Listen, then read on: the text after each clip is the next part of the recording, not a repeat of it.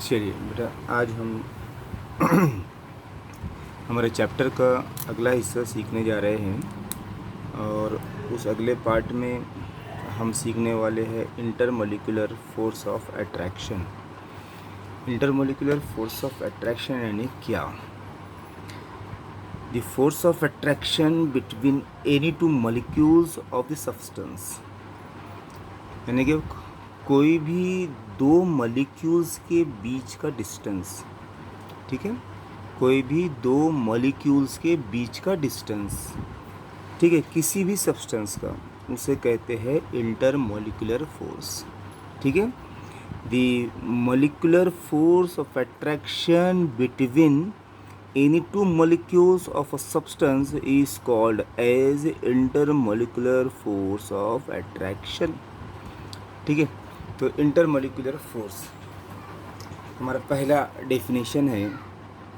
Intermolecular force, intermolecular force, ठीक है, कोई भी दो सब्सटेंस के बीच में, इन दो सब्सटेंस के बीच में फोर्स ऑफ अट्रैक्शन, ठीक है, इन दो मॉलिक्यूल्स के बीच में फोर्स ऑफ अट्रैक्शन। अब ये मॉलिक्यूल्स क्या के है? सब्सटेंस के है। सब्सटेंस हो सकता है लिक्विड, सब्सटेंस हो सकता है सॉलिड, सब्सटेंस हो सकता है कोई भी गैस। ठीक है, सब्सटेंस किसी भी मैटर से लिया जा सकते हैं। ठीक है, तो उन सब्सटेंस के कोई भी दो मॉलिक्यूल के बीच का जो फोर्स ऑफ अट्रैक्शन है उसे कहते हैं इंटरमोलिकुलर फोर्स।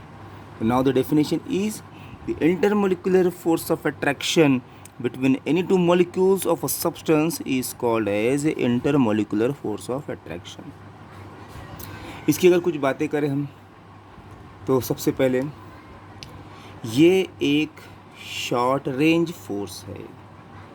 ठीक है, इसकी पहली प्रॉपर्टी है शॉर्ट रेंज फोर्स। क्या है ये? एक शॉर्ट रेंज फोर्स, मतलब इसकी रेंज क्या रहेगी? बहुत ही कम रहेगी, यानी कि बहुत ही कम डिस्टेंस पे ही ये वाक़ हो सकता है। ठीक है, it is effective for distance 10⁻⁹ metre. कितना शॉर्ट है मालूम? ये इफ़ेक्टिव हो सकता, इफ़ेक्टिव सिर्फ और सिर्फ 10⁻⁹ मीटर या इससे भी कम। ये उसकी आखिरी रेंज है, इससे ज़्यादा के ऊपर ये काम नहीं करेगा। 10⁻⁹ मीटर यानी कि ये बहुत ही छोटा है। ठीक है, ये बहुत छोटी वैल्यू है 10⁻⁹। इतने डिस्टेंस तक ही ये फोर्स चल सकता है, इसलिए हम इसको क्या कह रहे हैं? Short range force. इसके अलावा इसमें और एक प्रॉपर्टी है, it does not obey, it does not obey the inverse square law. Inverse square law, ये इन्वर्स स्क्वायर लॉ को नहीं मानता है। इन्वर्स स्क्वायर लॉ किसको बोलते हैं आपको मालूम है? हमने बहुत सारी जगह देखे थे, जैसा ग्रेविटेशनल फोर्स है, तो gravitational force is inversely proportional to square of the distance. ठीक है, स्क्वायर ऑफ द डिस्टेंस। जब भी ऐसा इन्वर्सली प्रोपोर्शन आता है स्क्वायर के साथ, तो उसको बोलते हैं इन्वर्स स्क्वायर लॉ। तो यहाँ पर ये, जैसे यहाँ पर अपना ग्रेविटेशनल फोर्स के लिए ये क़ानून था, इसके लिए ये क़ानून नहीं है, मतलब ये क़ानून को नहीं मानता है। ठीक है, अब इसके अंदर हम बोलेंगे आगे, इसके दो क़िस्में। There are two types of intermolecular forces. Types, number 1, types में क्या है? एक है कोहेसिव फोर्स, कोहेसिव फोर्स, और दूसरा है adhesive force, adhesive force. There are two types of intermolecular forces. Intermolecular forces के दो टाइप है। एक है नंबर 1 कोहेसिव फोर्स और नंबर 2 अडहेसिव फोर्स। ठीक है, अब कोहेसिव फोर्स की डेफिनेशन क्या है उसको हम सीखेंगे। Number 1 cohesive force. Cohesive force क्या है?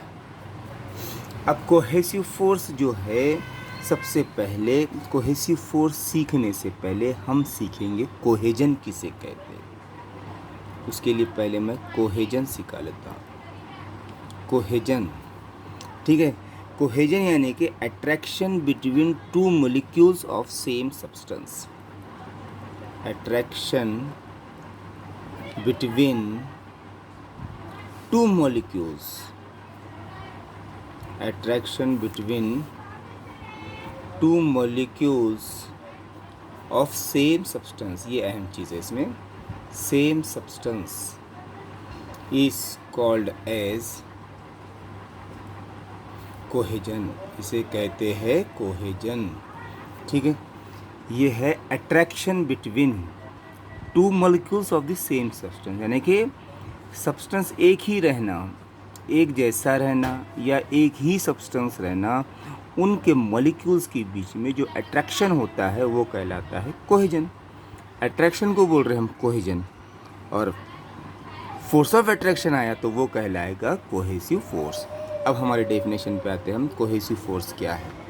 तो कोहेसिव फोर्स यानी कि खाली हमारी जो डेफिनेशन है, अट्रैक्शन से पहले खाली फोर्स ऑफ अट्रैक्शन बोलना है बस। Force of attraction, force of attraction between,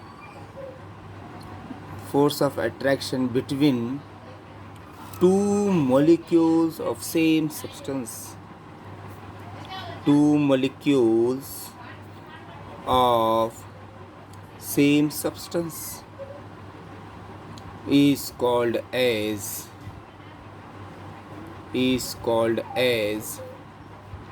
cohesive force, इसे कहते हैं कोहेसिव फोर्स, ठीक है।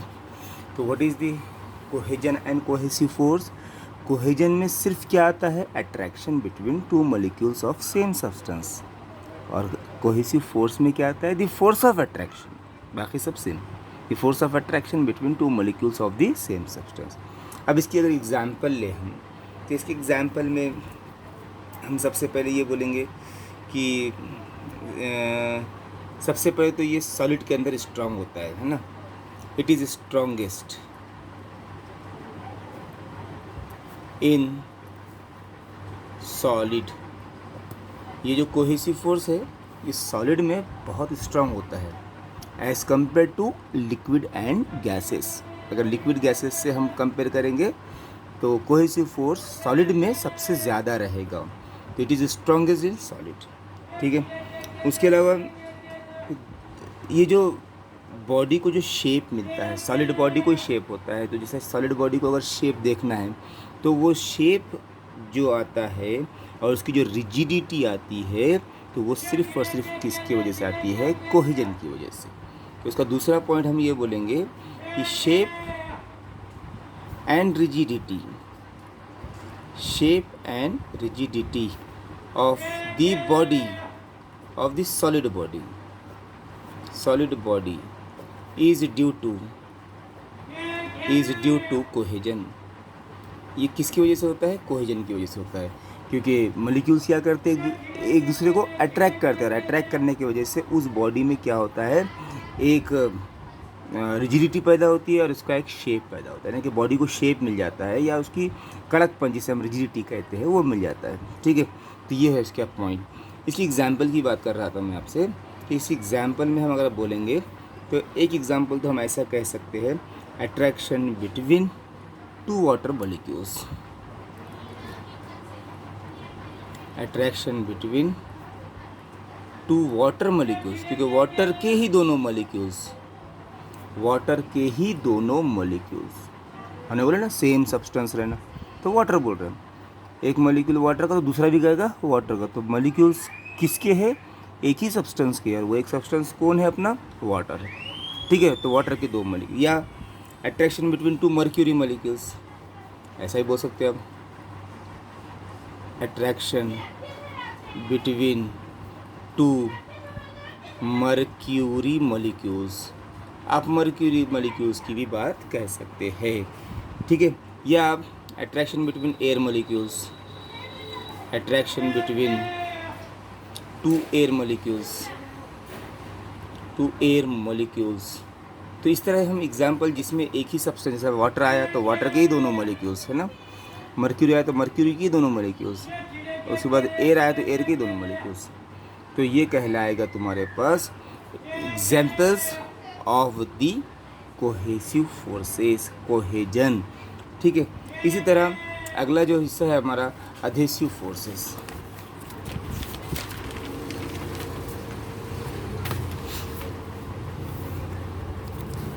तो अधेसिव फोर्सेस में सबसे पहले हम अधेशन सीखते हैं। अधेशन, जैसा उधर कोहेजन सीखे थे ना, इधर अधेशन। तो अधेशन में क्या होता है, वही डेफिनेशन हमने जो कोहेजन की सीखे थे, खाली उसमें जो सेम सब्सटेंस बोले थे, यहाँ पे हम सेम सब्सटेंस नहीं कह सकते हैं, यहाँ पे हम डिफरेंट सब्सटेंस यानी कि अलग अलग सब्सटेंस की बात करें। तो attraction between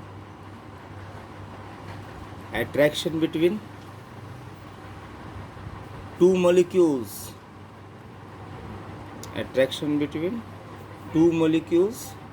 of different substances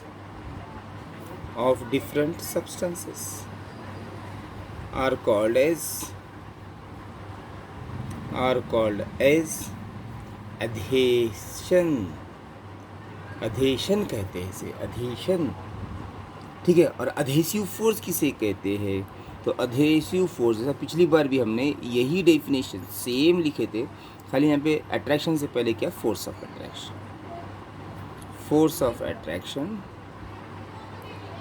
between two molecules of different substance। Force of attraction between two molecules of different substance is called as adhesive force।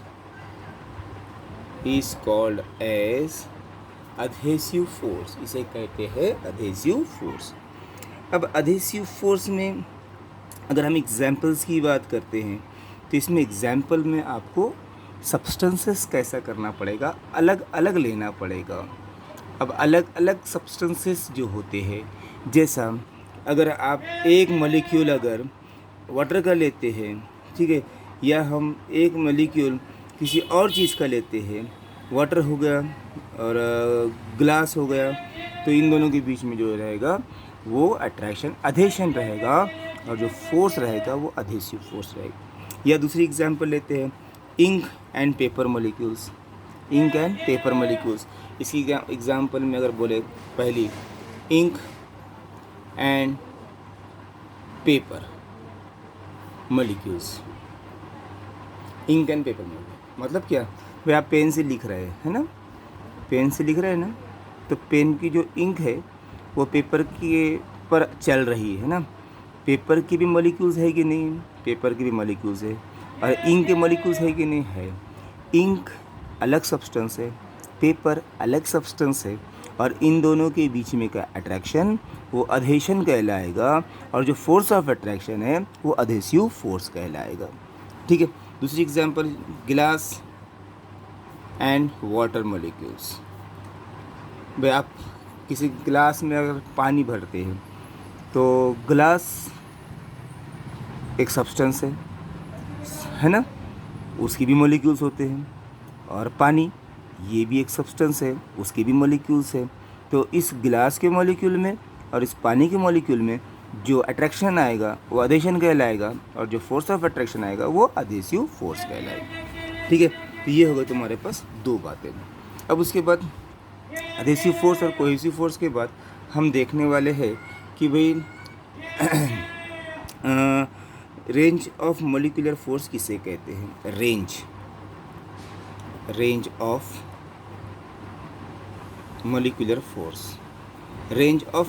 Force में हम देखेंगे कि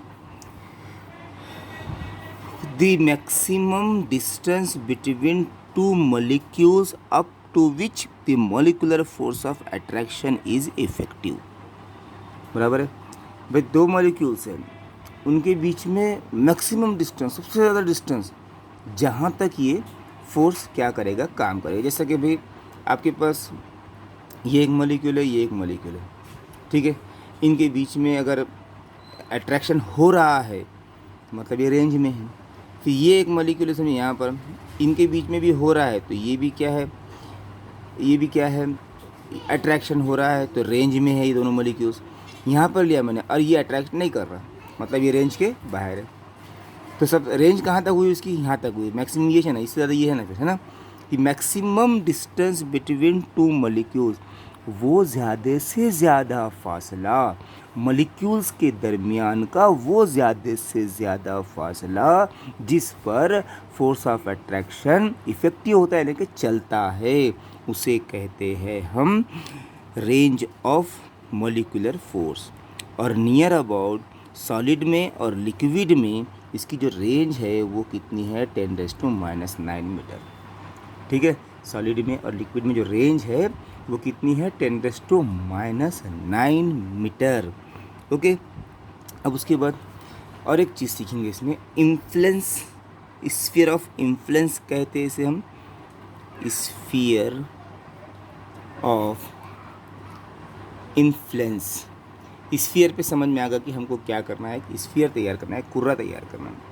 ये किस तरह किया जाता है मालूम किया कि आपकी जो रेंज है, अभी जो सीखे हमने रेंज है ना, ऐसे ये मॉलिक्यूल्स है, बहुत सारे मॉलिक्यूल्स है,